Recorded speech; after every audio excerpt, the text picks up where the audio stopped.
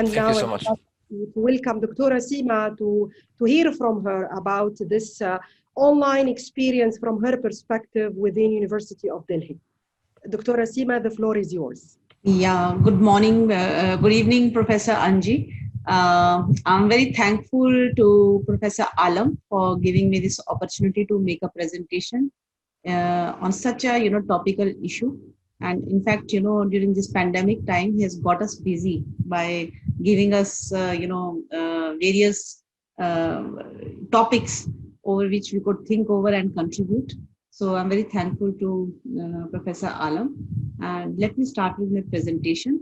The topic which I have chosen for today is remote learning in India amidst a pandemic, issues, challenges, and I'll be discussing in brief the way forward also. So as all of you are aware that coronavirus pandemic has wreaked havoc and brought world to a halt. Though this pandemic was detected early, but there was delayed response of the authoritarian state of China, and which has wreaked havoc across countries, causing hundreds and thousands of deaths. And it has hit the rich and poor country alike, and has disrupted several facets of life, including education, entertainment, and work. Indeed, India was not an exception.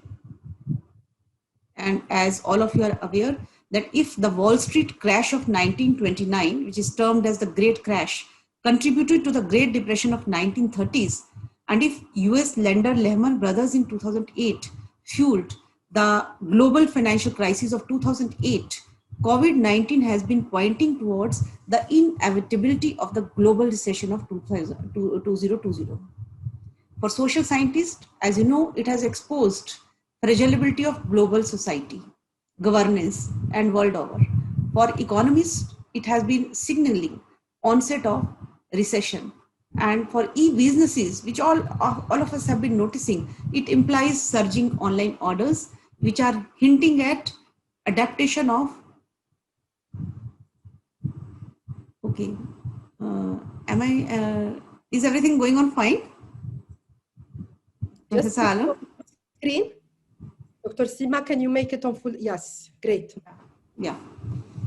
So, as I was talking about the social scientists. What I've been saying was that it has exposed how fragile global society, governance, and world order is. And for economists, it has been signaling that there will be, there is onset of recession. For e-businesses, surging online orders, and which are saying, which are hinting that we have to adapt new norms. And for educators like us, it has been giving us an implicit indication that we have to transit to remote learning through online platform. So that is why in this background, my topic is very, very important.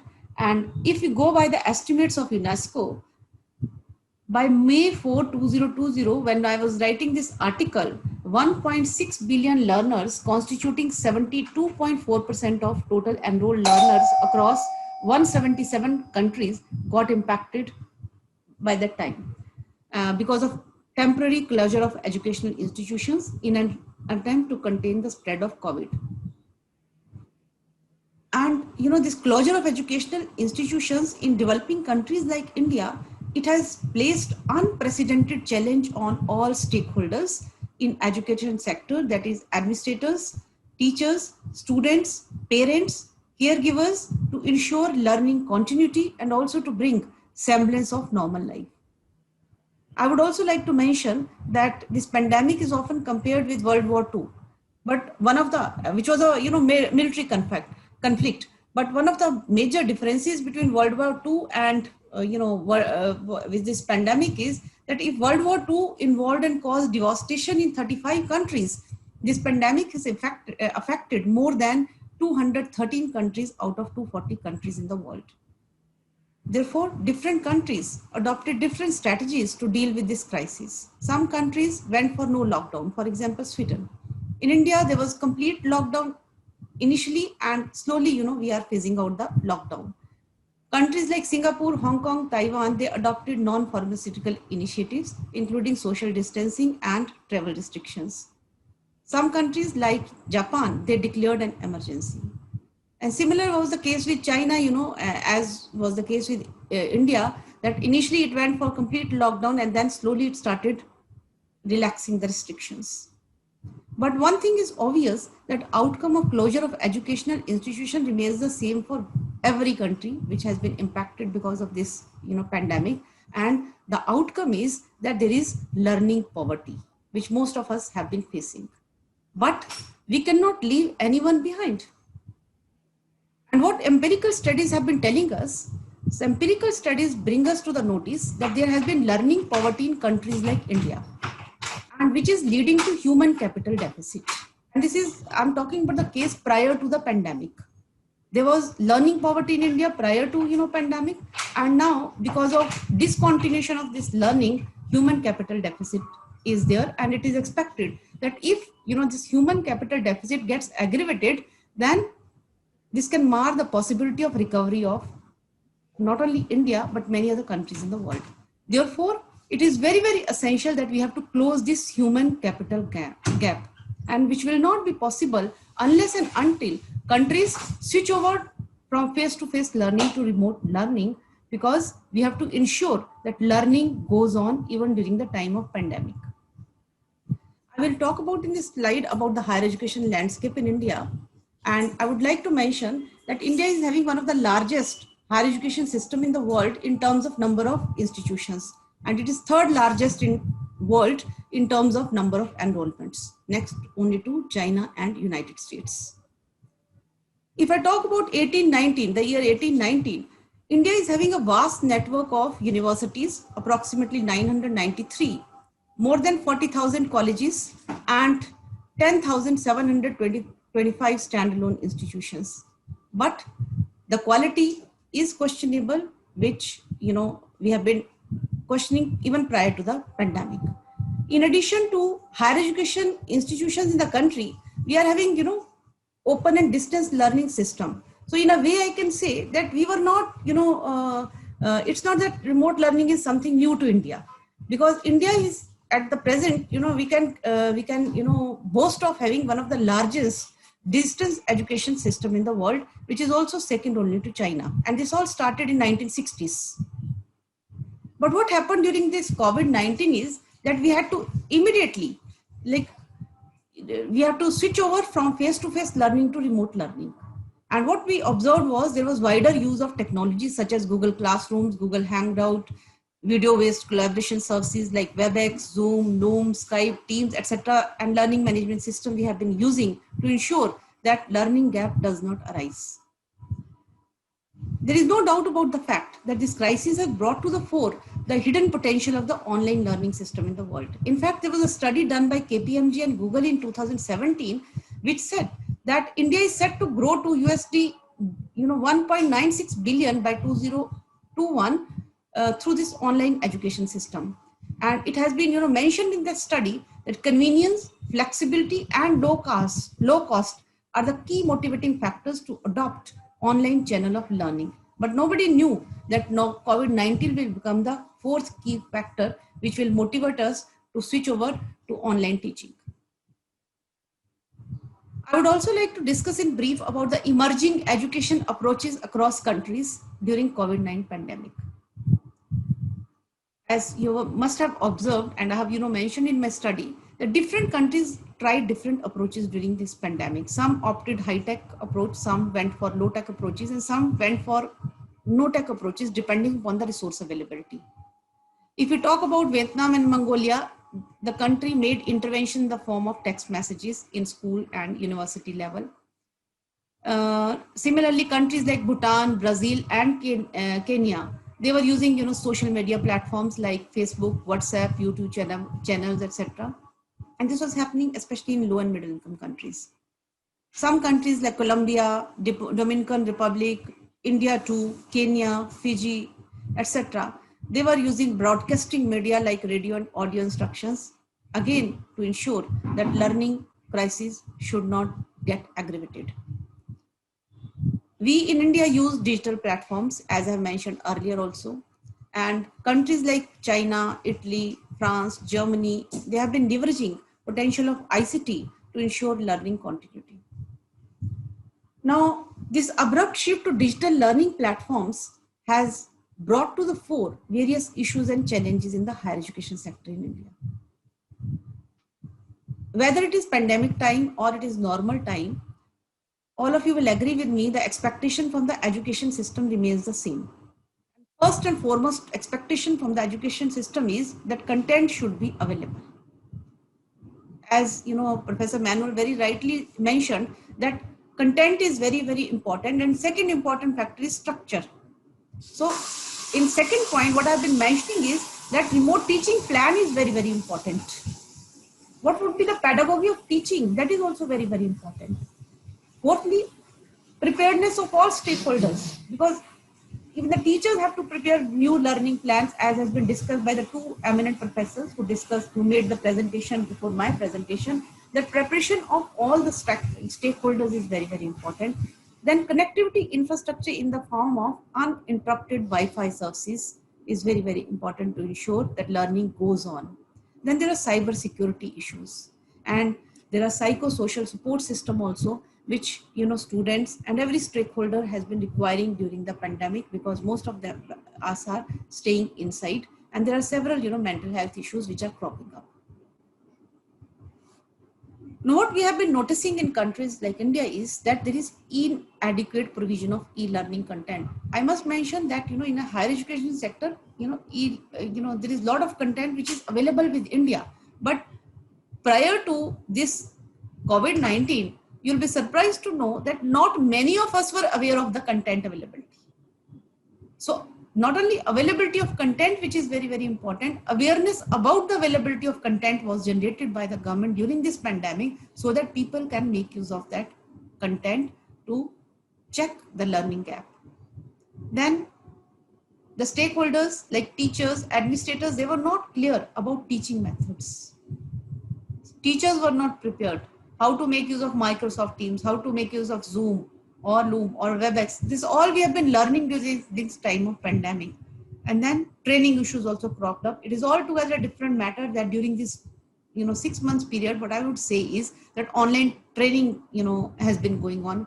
This FDPs have been going on for training the teachers, but initially there was confusion and stress amongst the teachers, amongst the parents, amongst the administrators also. Then we also notice is that poor quality of connectivity infrastructure is there. Though IT revolution came in India in 90s, but you will be surprised to know that in education it could not make much mark. It is only during COVID that more and more intervention in the education sector with this IT system has been maintained. So we were worried about the digital divide. First digital divide as well as second digital divide. Then data security issues, cyber security issues. These government has been trying to resolve over the period of time. Then there are attitudinal issues also.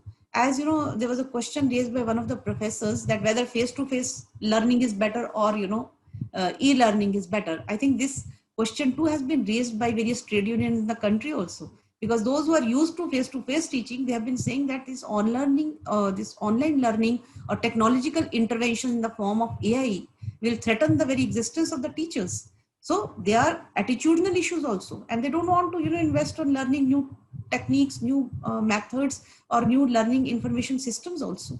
So these attitudinal issues need to be resolved, and for that government has been coming out with various kinds of resolutions and various kinds of interventions over a period of time. Then there are psychological issues also because of social isolation and distancing which are arising, and for that again online helps are being offered to the students and to the teachers, and we are mentor-mentee groups we have been forming so as to ensure that not only physically students should remain well, but at the same time their mental health issues should not get aggravated during this time of pandemic.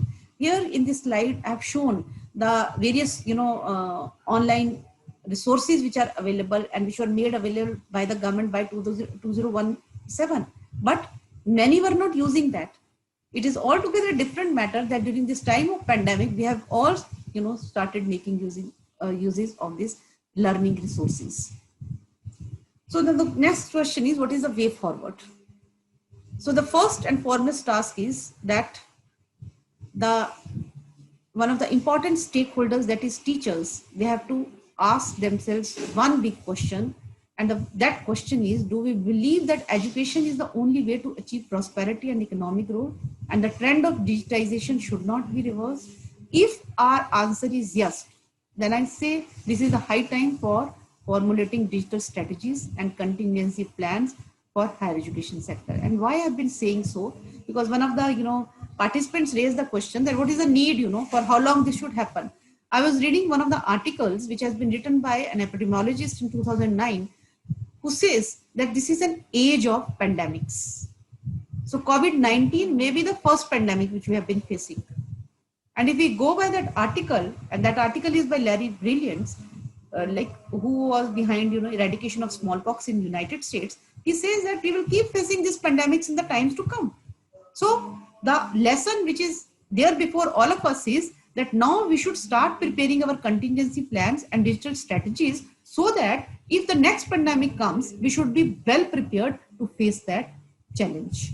And therefore, blended model we have to develop. Whether we will make use of it, whether we'll be using it in 40-60 mode or 60-40 mode, this is our choice. This choice will vary from country to country. But the thing is, this blended model, we should prepare it. This is the message of this COVID-19 as per my understanding. And therefore, we will have to reorient the education sector by reforming education, keeping in with the requirement of the 21st century, which already has been highlighted by one of the professors, before my presentation, that, in future, the kind of, requirements which are upcoming, we have to prepare our children. We have to make our workforce future ready, keeping in mind the requirements of the 21st century. And one important thing which I was noticing in case of, China, which most of the countries will have to opt during this pandemic, is that they will have to organize teleconferences to plug the communication gap, which China has done very well during this time of pandemics. And I will also like to mention that I have, given the case study of China in my paper, that China has made use of artificial intelligence in schools during this pandemic, which various countries have been thinking of introducing. It has already done it. Then we will have to strengthen the internet infrastructure in the country so that learning goes on in an uninterrupted manner. And as Professor Alam in the beginning mentioned, that this is the time for collaborations. This is the time for partnerships. So we have to enter into new and new agreements at national level, at regional level, at international level also, so as to check the, so as to mitigate the loss of learning during this time of pandemic, or in any other pandemic which we face in the times to come. There is a need for mobilization of all major telecom service providers to boost internet connectivity, because India is a very big country. There are very prosperous regions, and there are very underprivileged or backward regions also, tribal regions also. And if we want to ensure learning in those areas, then I think this kind of mobilization of telecom sector providers is very, very important. I must mention again, I am complimenting China. China has done it during this time of pandemic. And one of the major differences between India and China is that China is having a uniform education policy throughout the country. China is also a big country like India. In India, we don't have common, we don't have one system for the entire country, and that is why there is a big challenge before Government of India. So strengthening online security through collaboration between Department of Telecommunication, online platform service providers to ensure cyber security and to check theft of intellectual wealth. This too has to be done by the government, which China has already done during this pandemic. Again, another major step which has been taken by our neighboring country. Then resolving various issues related to accessibility, equity. I'm mentioning both first digital divide, second digital divide, and lack of communication amongst the stakeholders, that is administrators, teachers, students, parents, to ensure better learning outcomes. I think this another step which is to be taken by the Government of India. And I would like to conclude by saying that a cyclical approach to education in emergencies like COVID-19, comprising of 3 components, preparing, coping, and recovery, is crucial. Thank you very much. Thank you very much, Dr. Seema, for your presentation, for all the information that you have provided to us about the educational system in India and how India, they arrived and they managed to face this COVID-19 pandemic and to switch from a normal learning or face-to-face learning to the remote learning with all the challenges and issues that you have faced, and that ongoing process and that ongoing learning process in order to overcome all these challenges.